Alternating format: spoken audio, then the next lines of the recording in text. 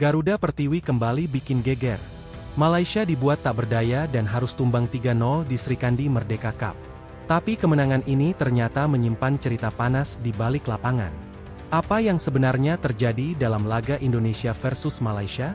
Turnamen Srikandi Merdeka Cup yang berlangsung di Kota Kudus menjadi salah satu panggung penting bagi perkembangan sepak bola putri Indonesia. Ajang ini bukan sekadar pertandingan antar tim usia muda, tetapi juga menjadi kesempatan bagi para pemain untuk mendapatkan pengalaman berharga menghadapi lawan-lawan dari berbagai negara Asia.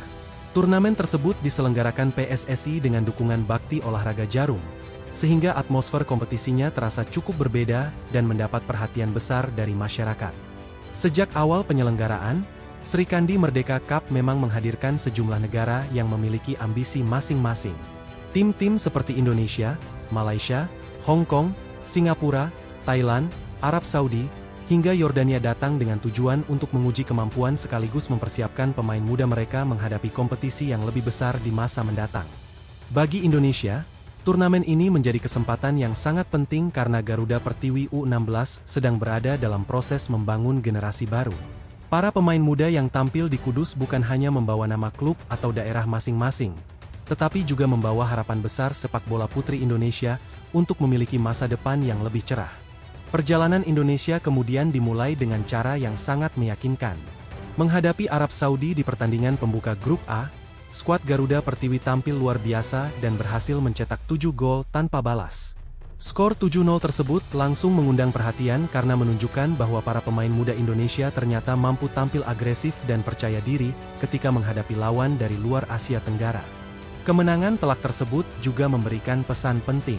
Selama ini sepak bola putri Indonesia kerap dianggap tertinggal karena kompetisi domestiknya belum berjalan secara konsisten seperti sepak bola putra. Namun di lapangan, para pemain U16 justru menunjukkan bahwa keterbatasan kompetisi bukan berarti mereka tidak memiliki kualitas. Hasil melawan Arab Saudi bahkan menjadi pembicaraan karena Indonesia mampu bermain dengan intensitas tinggi sejak awal pertandingan.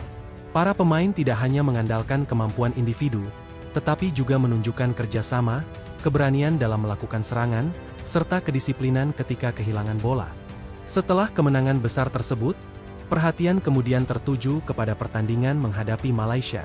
Pertandingan ini tentu memiliki atmosfer berbeda karena rivalitas Indonesia dan Malaysia selalu menghadirkan tensi tersendiri.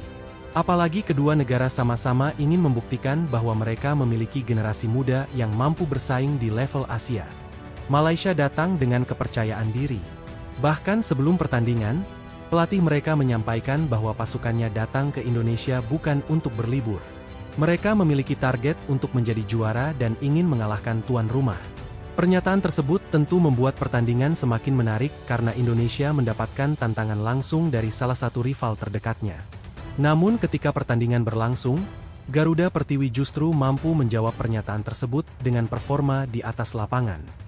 Indonesia berhasil mengalahkan Malaysia dengan skor 3-0.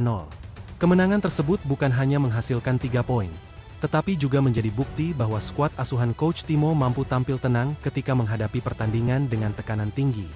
Indonesia terlihat semakin percaya diri setelah berhasil menguasai jalannya pertandingan. Para pemain mampu menciptakan peluang dan memanfaatkan momentum dengan baik. Sementara Malaysia yang tertinggal harus berusaha keras untuk menghentikan serangan-serangan Indonesia. Pertandingan kemudian berjalan semakin panas. Beberapa pelanggaran keras membuat laga mendapat sorotan. Sejumlah pemain Indonesia sempat menjadi korban benturan dan tackle yang cukup berbahaya. Situasi tersebut membuat pertandingan berlangsung dengan tensi tinggi dan wasit beberapa kali harus mengambil keputusan penting untuk menjaga pertandingan tetap terkendali. Salah satu momen yang menjadi perhatian adalah ketika pemain Malaysia melakukan tackle terhadap pemain Indonesia. Tackle tersebut terlihat berisiko dan berpotensi menimbulkan cedera. Dalam pertandingan usia muda, situasi seperti ini tentu menjadi perhatian serius karena keselamatan pemain harus menjadi prioritas utama.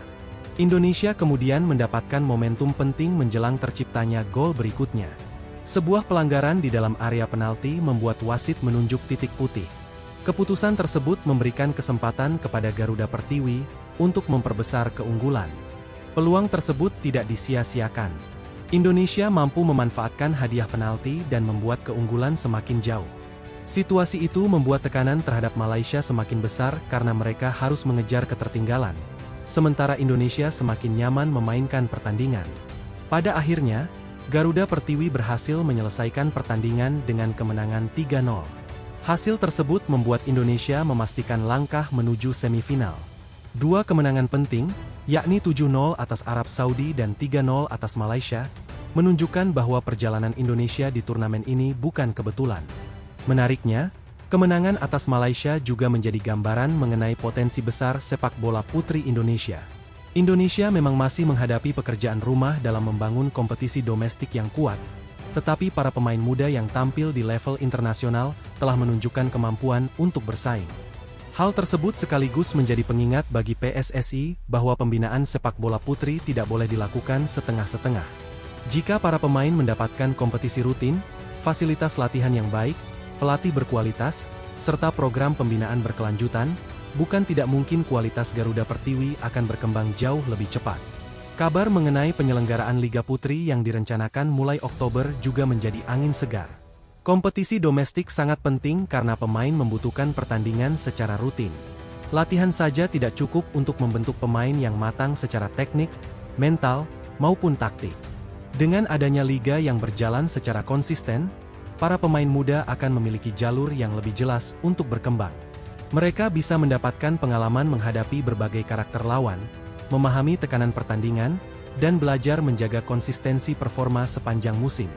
Namun pekerjaan rumah PSSI tentu tidak berhenti pada penyelenggaraan liga.